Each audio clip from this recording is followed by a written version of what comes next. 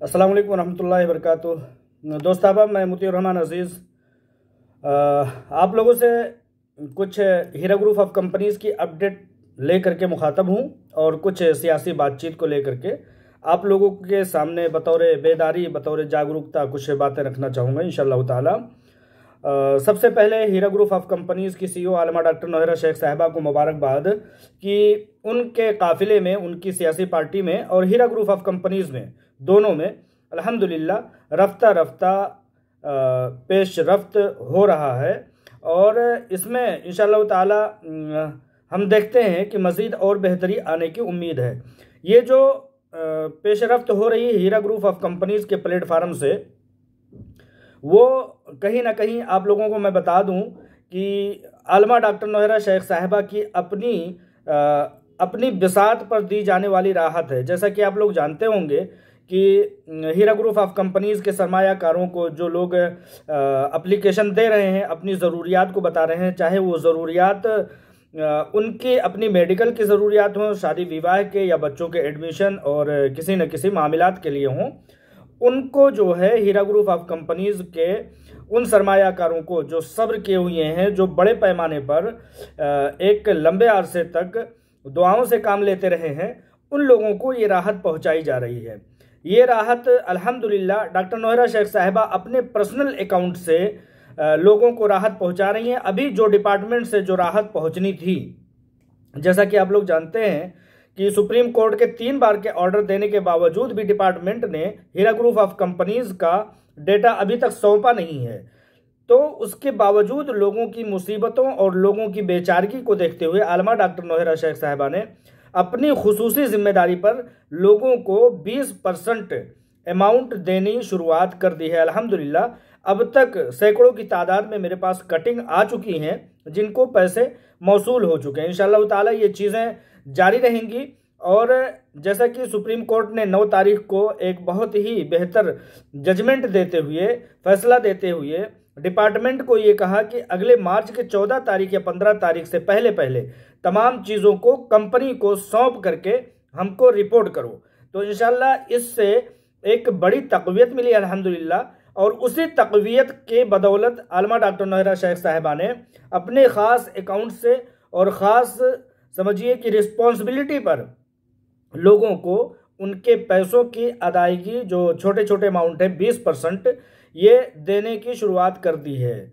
ये कोई नई बात नहीं है। इससे पहले भी जब से आलमा डॉक्टर नौहरा शेख साहिबा की रिहाई हुई है, हज़ारों की तादाद में लोगों ने अमाउंट्स, बड़े बड़े अमाउंट्स हासिल किए हैं और अपने बड़े बड़े कारोबार को, अपने बड़ी बड़ी ज़रूरियात को सपोर्ट किया है।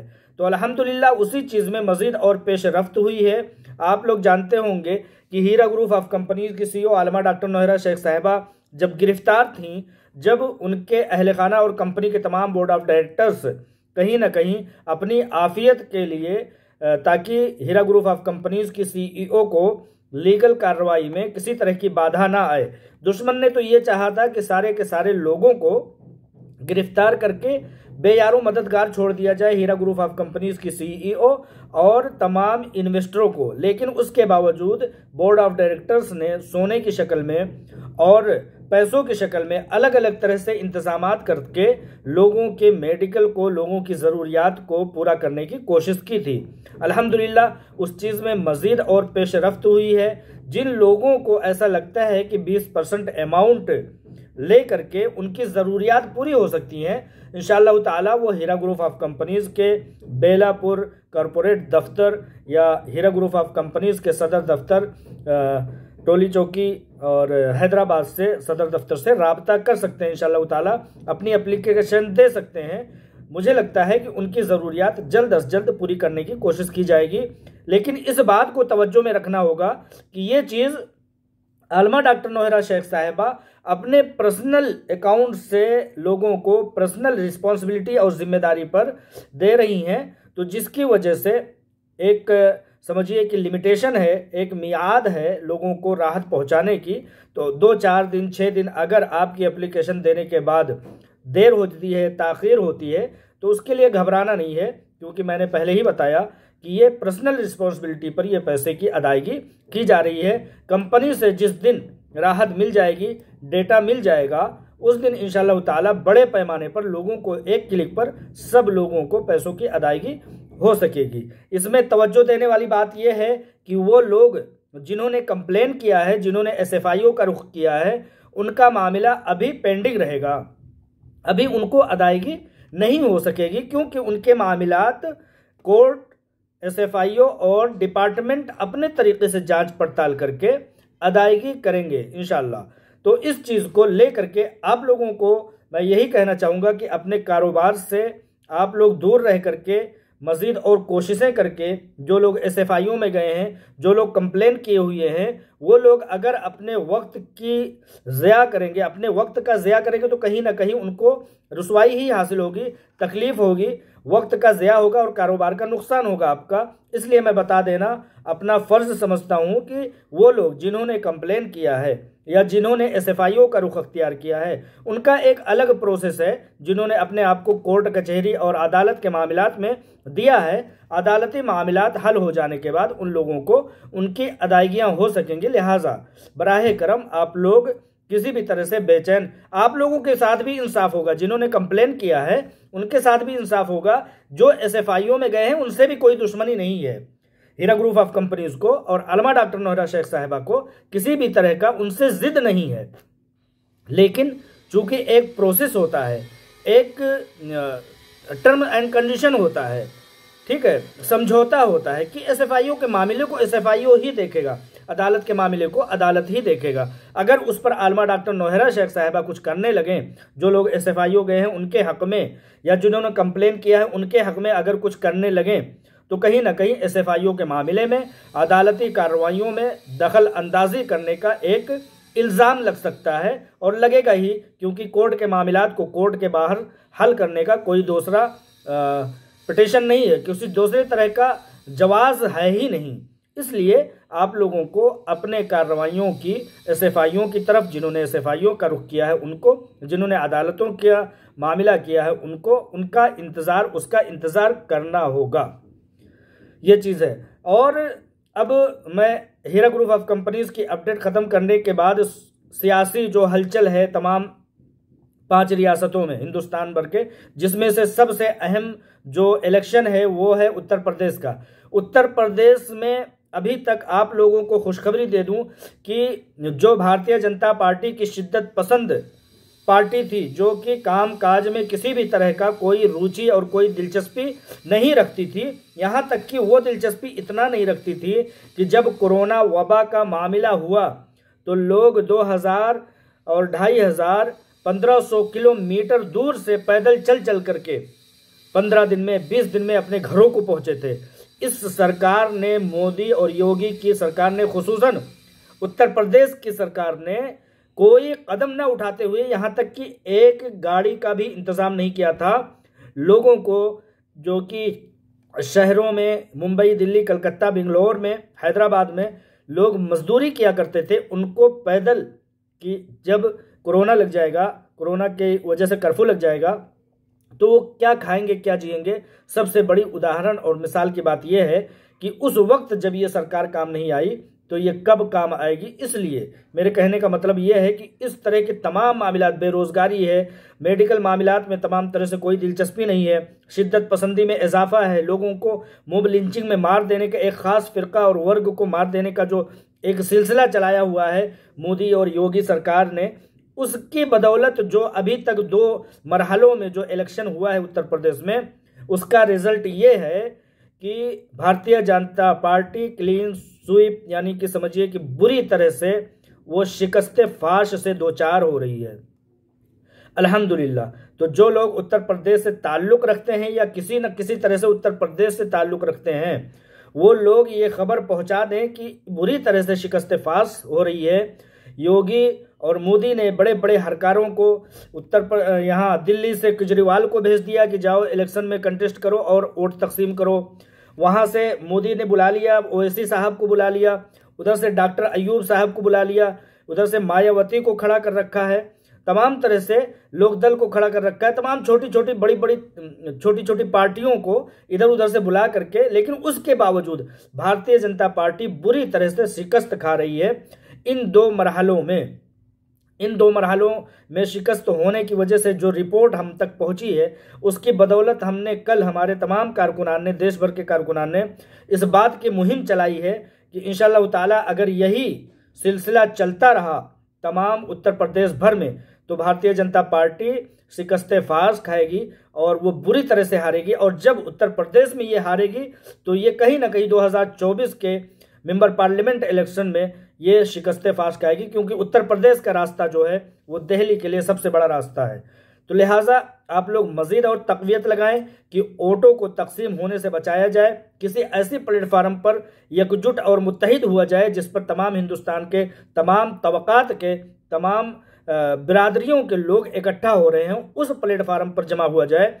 उस प्लेटफार्म पर न जमा हुआ जाए जो कि वोटों को काट करके, वोटों की तकसीम करके भारतीय जनता पार्टी के काम को आसान करते हैं। क्योंकि भारतीय जनता पार्टी का एक फिक्स वोट है, वो जब अपने फिक्स वोट पाती है और दूसरी तरफ लोगों के वोटों को तकसीम कर देती है तो वो शिकस्त नहीं खाती, वो जीत जाती है भारतीय जनता पार्टी। लिहाजा उसने इस तरह के बहुत सारे कारोबार किए हैं। ईवीएम मशीनों को भारतीय जनता पार्टी ने चेंज किया, अभी पिछले दिनों कई एक ईवीएम मशीन पकड़ी गई है। लिहाजा होशियारी की बात, अक्लमंदी की बात और दानिशमंदी की बात यह है कि ये जो टुकड़े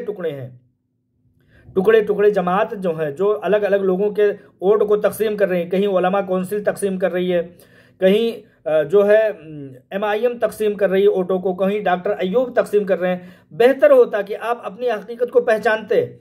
आप अगर 5-5 वोटों को लेकर 2-2 हज़ार, 1-1 हज़ार वोटों को लेकर के काम किसका आसान करेंगे? भारतीय जनता पार्टी का ही। बेहतर होता कि जिस तरह से आप, खासतौर से असदुद्दीन ओवैसी साहब जिस तरह से एक समझौता करते हैं, हैदराबाद में सिर्फ 5-6 सीटों पर लड़ते हैं, उसी तरह से उत्तर प्रदेश में भी लड़ते। डॉक्टर अयूब भी यही करते, लेकिन नहीं, इनको खुजली हो रखी है तमाम सीटों पर कमाई करने का। आपको मैं बता दूं कि वोटों के तकसीम करने का बहुत बड़ा ठेका दिया जाता है। तो इन बातों का कहना का लुब्बे लुबाब ये है कि आप लोगों को मैं बताऊं कि कल से ये मीडिया में बड़े पैमाने पर खबरें चल रही हैं कि उत्तर प्रदेश में भारतीय जनता पार्टी बहुत बुरी तरह से हार रही है।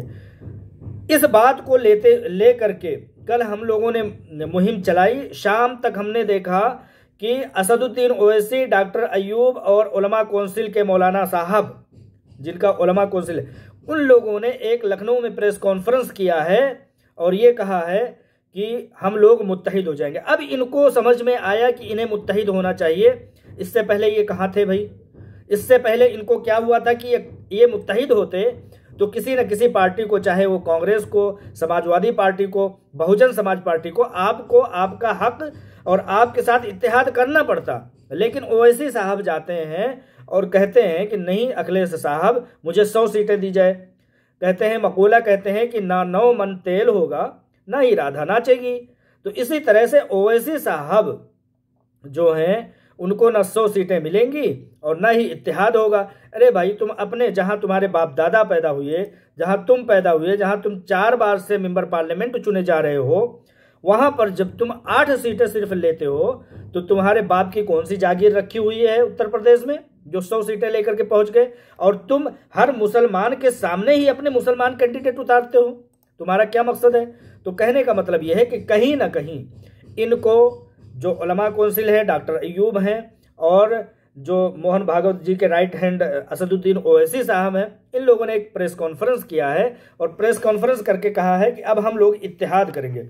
बहुत देर में भाई, बहुत देर की मेहरबा आते आते। क्यों आप लोगों को क्या आगे से मोहन भागवत जी को की तरफ से या नरेंद्र मोदी जी की तरफ से हिदायत आया था कि अभी वोट आप लोग तकसीम नहीं कर पा रहे हैं? डॉक्टर अयूब साहब और अपने असदुद्दीन ओवैसी साहब वोट सही से तकसीम नहीं कर पा रहे हैं, मजीद और वोट तकसीम करने की जरूरत है, लिहाजा मुत्तहिद हो जाइए। इस तरह का कोई हुक्म आया होगा, लिहाजा कल इन लोगों ने मुत्तहिद होने का एक ढोंग रचा है। 2 चरण इलेक्शन गुजर जाने के बाद कल शाम को इन्होंने प्रेस कॉन्फ्रेंस की है। कल प्रेस कॉन्फ्रेंस इन्हें की है और आज के अखबारों में जो मेरे सामने खुला हुआ है, रोजनामा सियासी तकदीर, दिल्ली, लखनऊ, मुंबई और कोलकाता से निकलने वाला एडिशन है, इसमें खबर छपी है जो मैंने कहा कि इनको हुक्म कहां से आया असदुद्दीन ओवैसी साहब को, डॉक्टर अयूब साहब को, कि आप लोग असरअंदाज नहीं हो पा रहे हैं, आप लोग मजीद और ताकत आजमाई कीजिए और मुत्तहिद हो जाइए ताकि मुसलमानों के और अकलियतों के वोट और तकसीम किए जा सकें। उसका सबूत अगले ही दिन, कल शाम को तक ये बहस चली है, अगले ही दिन एक खबर आ जाती है कि यूपी में बीजेपी की हालत खराब, मोहन भागवत की हिदायत। यूपी इंतखाबात के पहले 2 मराहिल में बीजेपी की हालत खराब रही है। आरएसएस कारकुनान बकिया मराहिल के लिए मुतहर्रिक हो जाएं। कौन कह रहा है? मोहन भागवत जी। ये अखबार छाप रहे हैं और लगभग दर्जनों अखबारों को मैंने देखा है कि यही सुर्खी बनाई हुई है। तो लगभग ले दे करके उधर मोहन भागवत जी का फरमान जारी होता है, उधर डॉक्टर अयूब असदुद्दीन ओवैसी साहब इत्तेहाद करते हैं। अगले ही दिन खबरें छपती है। फिर से खबर पर गौर कीजिए, यूपी में बीजेपी की हालत खराब, मोहन भागवत जी का हुक्म। यूपी इंतखाब के पहले 2 मराहिल में बीजेपी की हालत खस्ता, आरएसएस कारकुनान बकिया मराहिल के लिए मुतहर्रिक हो जाए। लिहाजा कहीं इसी हुक्म का तो कोई खमियाजा नहीं है कि डॉक्टर अयूब साहब और ओवैसी साहब दोनों कल जाकर के मिल बैठे, जबकि 2 मरहलों में इलेक्शन गुजर चुका है। होशियारी की ज़रूरत है, बहुत ज़्यादा दानिशमंदी की ज़रूरत है। बहुत बेहतर होता कि आप लोग किसी न किसी मुतहर्रिक पार्टी से इत्तेहाद करते, छोटे छोटे मकसद को लेकर के, जैसे कि आप हैदराबाद में करते हैं। क्या मतलब है कि मुसलमान जो असर अंदाज कैंडिडेट होते हैं उन्हीं के सामने आप जा करके उनके मामलात को ख़राब करते हैं। मुफस्सिर कुरान मुजाहिद आज़ादी अल्लामा अबुल कलाम आज़ाद रहमहुल्लाह ताला ने ये हुक्म दिया था अपने लोगों को कि तुम मुंतशिर ना हो, मुंतशिर होगे तो तुम्हारी हालात ख़राब हो जाएगी। तुम अगर ज़ात पात बिरादरी की पार्टी बनाओगे और अलग अलग रह करके अपने हुकूक तलब करोगे तो 100 साल क्या हज़ारों साल तक तुम अपने हुकूक हासिल नहीं कर सकोगे। लिहाजा इन्हीं कायम हुई पार्टियों में रह करके, यानी कि इन्हीं पार्टियों से इत्तेहाद करके जो पहले से मैदान में हैं, अपने हुकूक को तलब कीजिए। और अल्हम्दुलिल्लाह अभी तक 70 सालों तक यही होता रहा है कि मुसलमानों के हाथों में लाखों मदरसे, सैकड़ों कॉलेज, दर्जनों यूनिवर्सिटी अभी तक इसी दूरअंदेशी के तहत रहा है। अब जब से असदुद्दीन ओवैसी मुतहर्रिक हुए हैं, खुसूसन 2014 से, जब से भारतीय जनता पार्टी ने हुकूमत बनाई है और ओवैसी उनके गोद में जा कर के बैठ गए हैं, तब से वो सोच ख़त्म होती जा रही है। लिहाजा अल्लामा इकबाल की सोच को फ़रोग़ दीजिए और कोशिश ये कीजिए कि मुत्तहिद रहिए, इन्हीं पार्टियों के दरमियान में रह करके हुकूमत बनाने का काम कीजिए और हुकूमत बना करके अपने हुकूक को तलब कीजिए। मैं नहीं कह रहा हूँ, ये चीज़ कह रहे हैं मुजाहिद आज़ादी, मुफस्सिर कुरान, दूरअंदेश मुफक्किर, हिंदुस्तान के सबसे पहले वज़ीर तालीम मौलाना अबुल कलाम आज़ाद साहब ने कि मुत्तहिद रहो, मुंतशिर रहोगे तो हज़ारों साल में तुम अपने हुकूक तलब नहीं कर पाओगे। लिहाजा इन्हीं बातों के साथ मैं अपनी बात ख़त्म करता हूँ। अस्सलामु अलैकुम व रहमतुल्लाहि व बरकातुहू।